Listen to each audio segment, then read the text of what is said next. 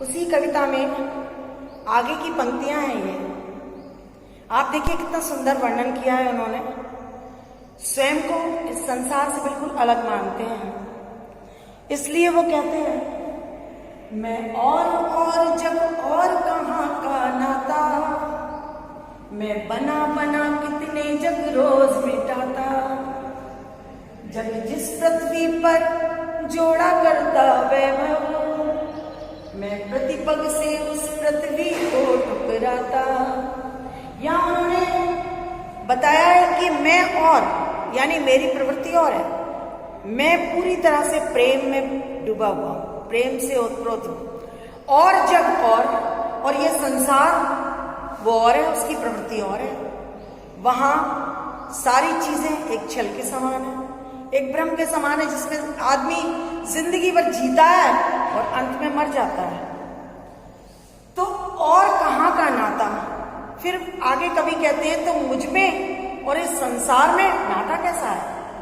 मैं और मेरी प्रवृत्ति और जग और ये संसार और, कहाँ का नाता, कैसा नाता?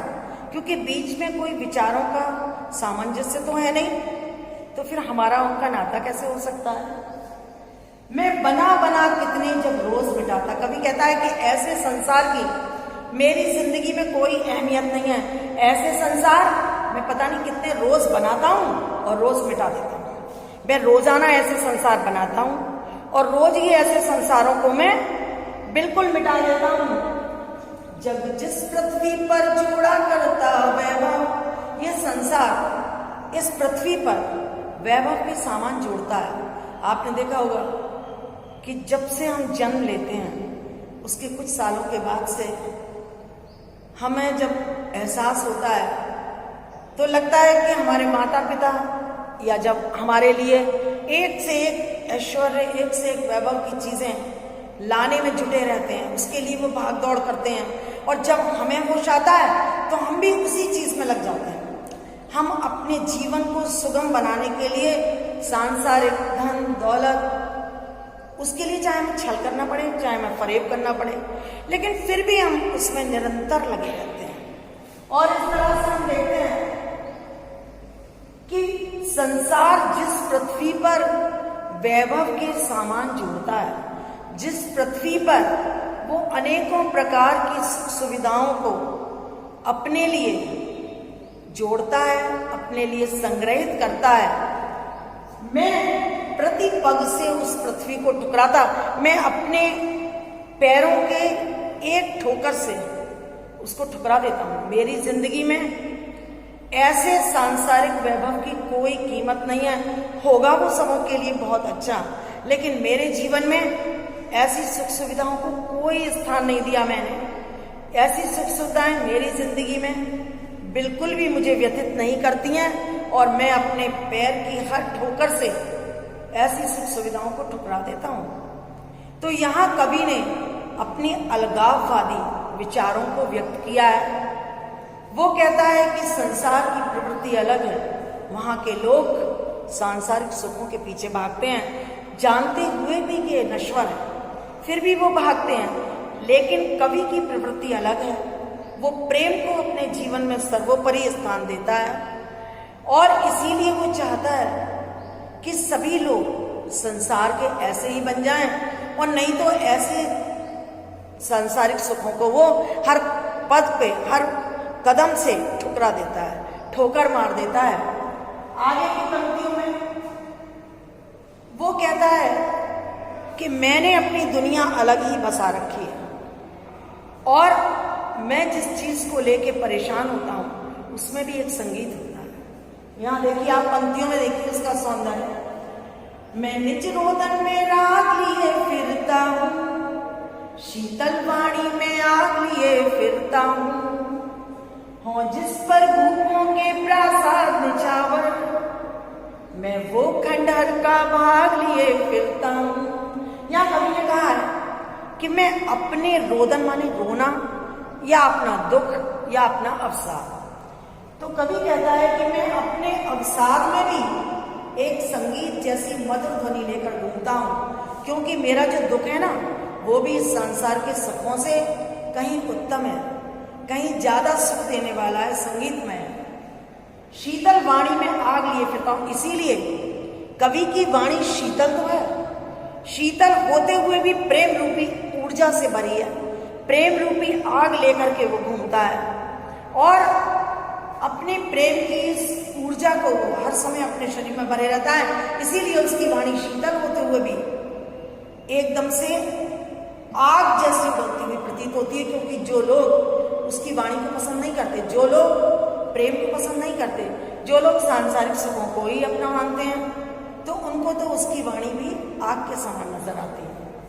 हाँ, जिस पर भूपों के प्रासाद निछावर, इस प्रेम के पीछे तो पता नहीं कितने महान राजाओं ने अपने अपने महलों को निछावर कर दिया। भूपों का अर्थ है राजा महाराजा और प्रासाद माने महल। तो कवि कहता है कि ऐसा बहुत से उदाहरण हमारे इतिहास में भरे पड़े हैं कि जिसमें महान राजाओं ने इस प्रेम की खातिर, इस हृदय की कोमलता की खातिर अपने महलों को भी निछावर कर दिया।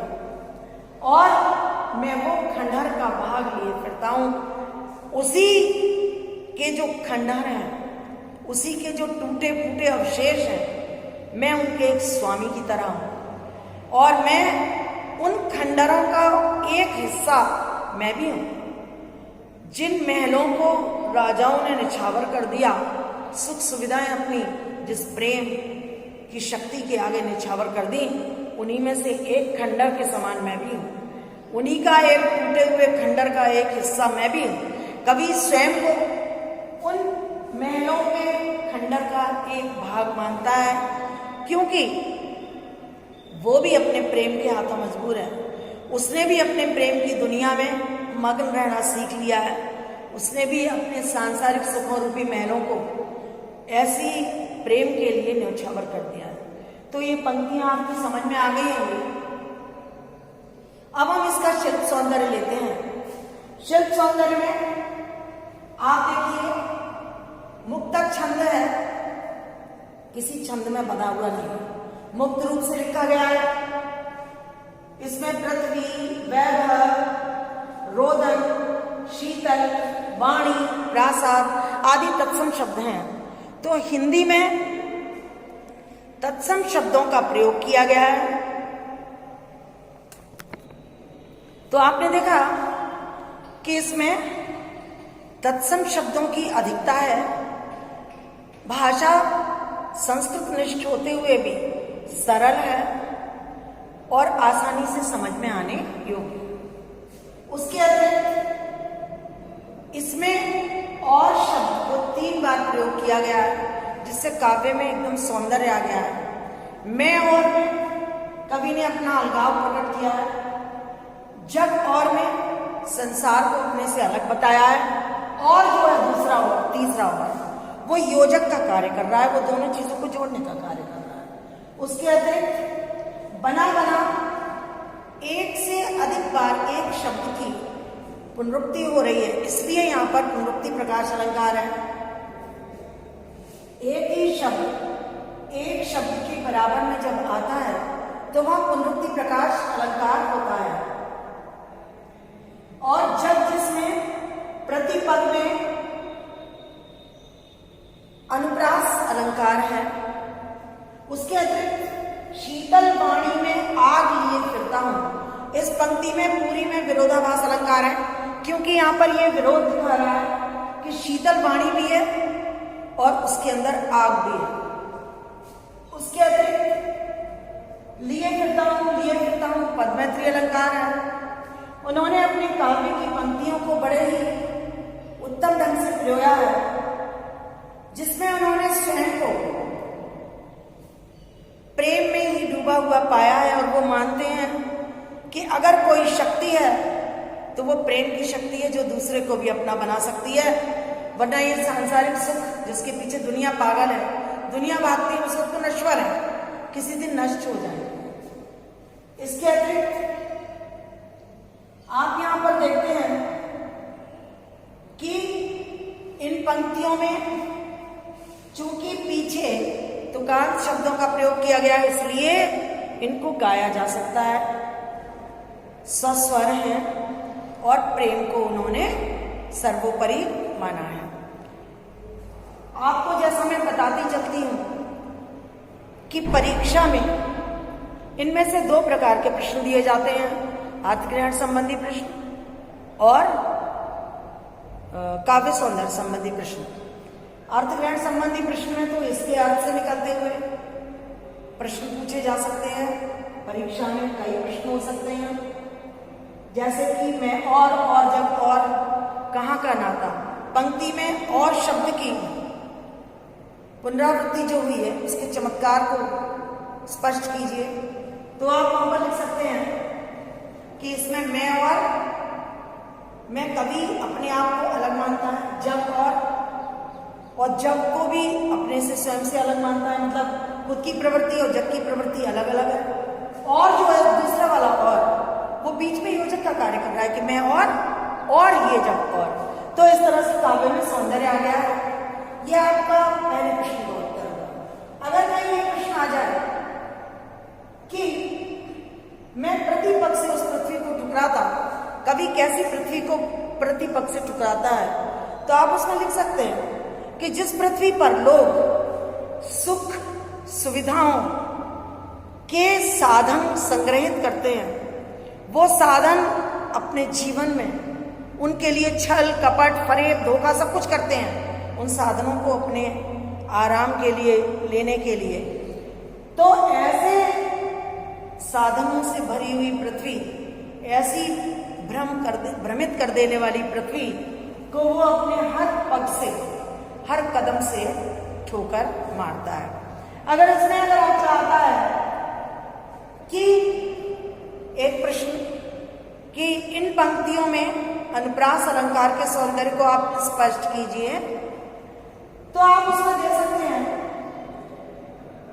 कि और क्योंकि वर्ण का एक से अधिक बार आवृत्ति हुई है पास, तो यहां पर अनुप्रास अलंकार है। जब जिसमें जा वर्ण की आवृत्ति होने के कारण यहां पर अनुप्रास अलंकार है। और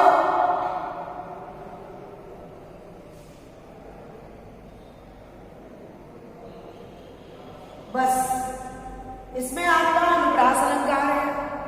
यही इसमें इन अनुप्रास अलंकार के कारण काव्य में सौंदर्य आ गया है। आप इस आंसर को इस तरह से लिख सकते हैं। तो बच्चों, आपकी समझ में ये पंक्तियां आ गई होंगी। कभी कभी इसका भाव भी आ जाता है कि संक्षेप में इसका भाव लिखिए। और 2-2 नंबर के प्रश्न आते हैं काव्य सौंदर्य संबंधी, और 3-3 नंबर के प्रश्न आते हैं आपके अर्थग्रहण संबंधी।